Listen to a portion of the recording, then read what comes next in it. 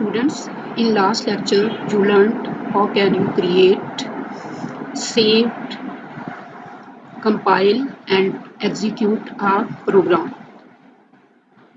Today I will explain these steps with flow diagrams. Question: explain necessary steps to prepare a C program for execution with flow diagram. The user enters program and save it as a source file. Source file बनेगी. The compiler attempts to translate the program. Source file जो है वो translate होकर object file में चली जाएगी.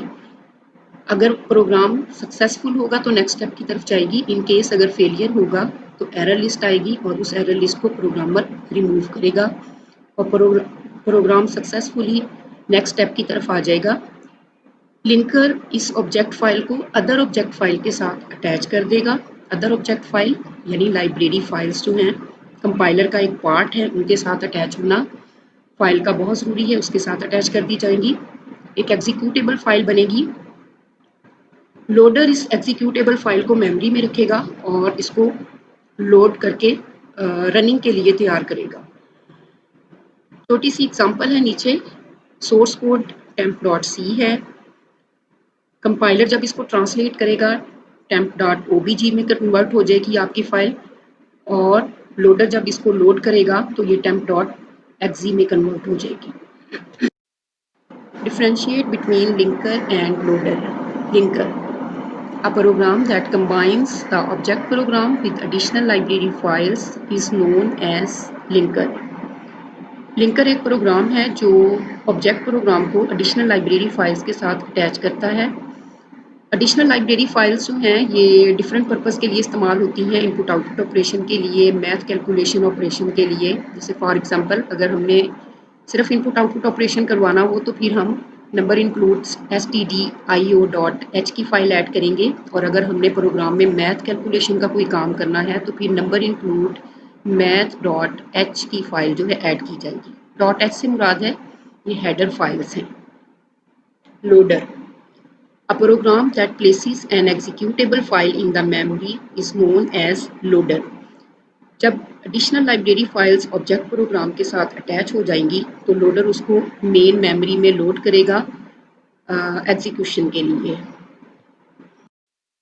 What is the difference between .c and .cpp? .c means C language, .cpp means C++.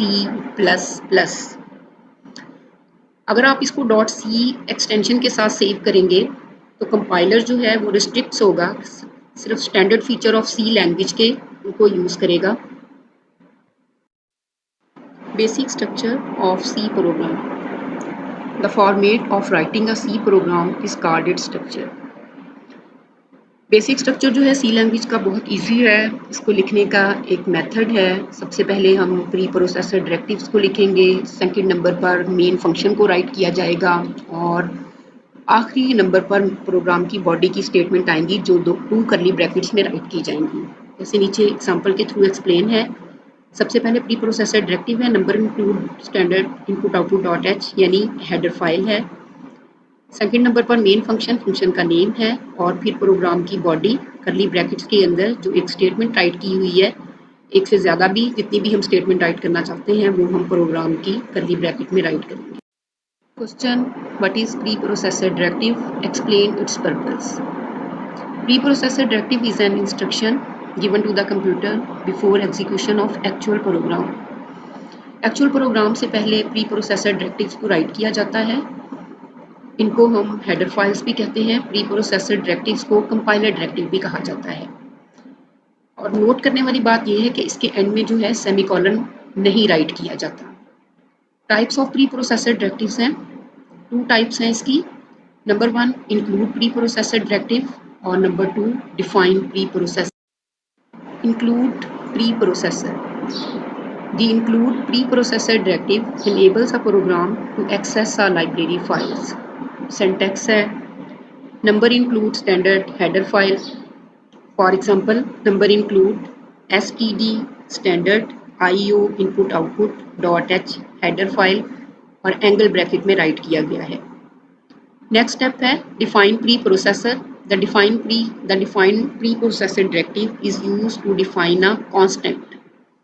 किसी भी कांस्टेंट टाइप वैल्यू को प्रोग्राम की बॉडी से पहले डिक्लेयर करवाने के लिए डिफाइन प्री प्रोसेसर का इस्तेमाल किया जाता है। सिंटैक्स है नंबर डिफाइन एक स्पेस आइडेंटिफायर एक space value. For example number define pi identifier है और इसकी वैल्यू एक स्पेस के बाद है 3.141